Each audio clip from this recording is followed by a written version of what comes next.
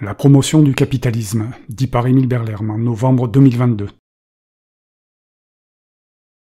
Les méthodes de promotion du capitalisme.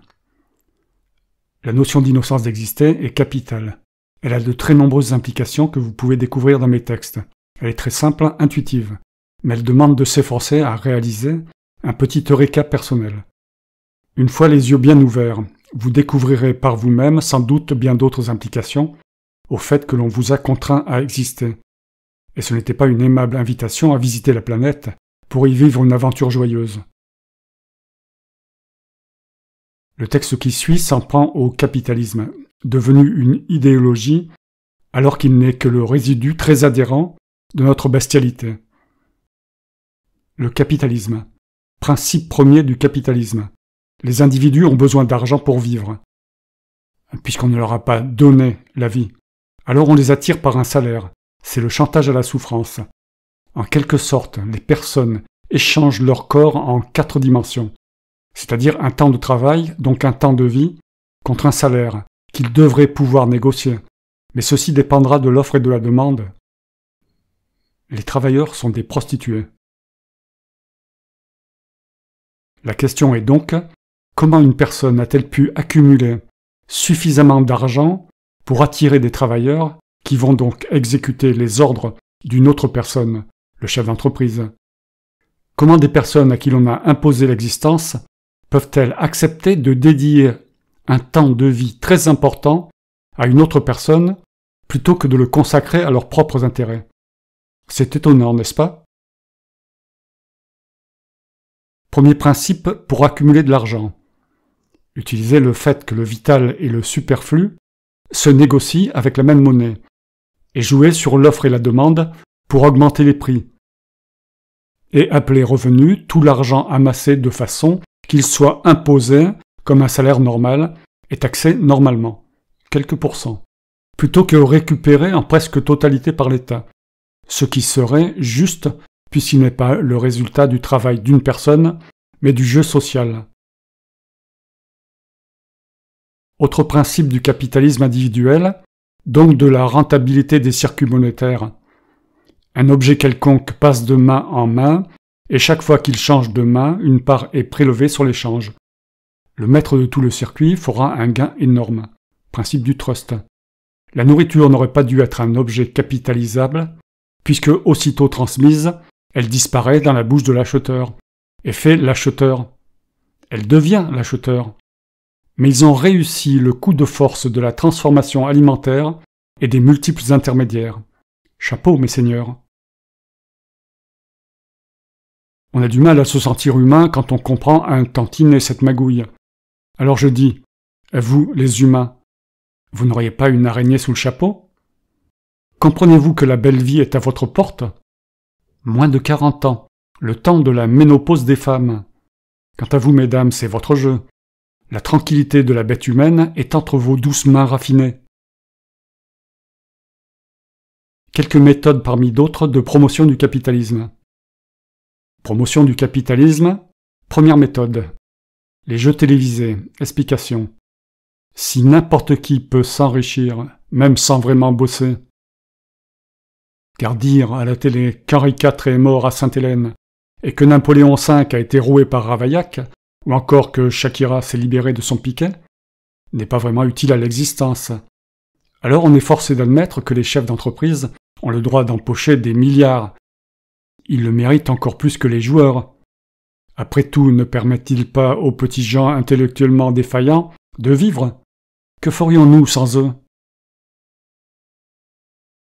Promotion du capitalisme, deuxième méthode.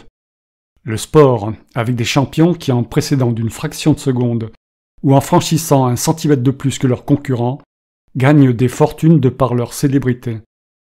Les suivants se sont peut-être entraînés beaucoup plus que les premiers, mais ce n'est pas le travail qui compte, c'est la victoire.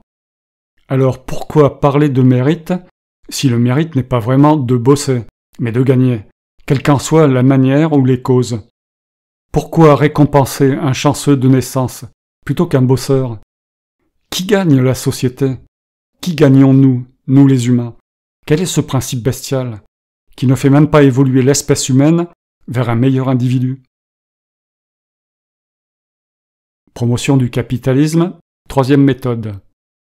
Les concours de beauté, où l'on désigne par un choix tout à fait relatif celle ou celui qui également par sa célébrité pourra gagner une vie et une fortune, impossible à ceux qui sont moins belles ou moins beaux qu'eux, relativement. Ces concours permettent de sélectionner des personnes que quelques autres jugent relativement plus belles que celles qui se sont présentées au concours. Ce n'est pas l'ensemble des femmes ou hommes qui se présentent, mais uniquement ceux ou celles qui ont envie de tenter le concours. Promotion du capitalisme, quatrième méthode. La cuisine avec les jeux télé et les grands chefs français. Ils ont réussi le coup de force à faire ce qu'ils appellent de l'art culinaire, la présentation d'aliments qui, après 24 heures de séjour dans notre corps, devient un excrément. Le véritable art serait que quelqu'un parvienne à faire ressortir tout aussi élégamment ce qui est entré. Là encore, des personnes se sont insérées dans le circuit alimentaire entre le producteur paysan et le consommateur pour rajouter un maillon qui profite à un acteur parasite de la société. Plus le chef est doué, ou surjoué, plus les milliardaires le fréquentent, preuve de son accointance avec le milieu des traîtres à l'humanité. Promotion du capitalisme, cinquième méthode. Les jeux boursiers, les jeux d'argent. Casino, loterie, tiercé, quarté, quinté, chevaux, lévriers, dromadaires, etc. Quoi de plus facile que de s'enrichir? Jouer. À coup sûr on gagne. On gagne sans doute une bonne addiction, et surtout on fait gagner ceux qui sont au sommet de la pyramide, et qui savent y faire pour que le pognon s'élève par capillarité jusque dans leur poche. Promotion du capitalisme, sixième méthode. L'art. Ils sont beaux, même splendides. Certains Manet, certains Picasso, certains Dali. Pas tous. Et la signature ne fait pas la beauté d'une œuvre. Vous connaissez le déjeuner des canotiers de Renoir? Observez les regards. Superbe travail de l'artiste. Il n'y a que la femme et le chien qui s'aiment droit dans les yeux. Les autres fixent chacun une autre personne dans une chaîne de regards nébuleux.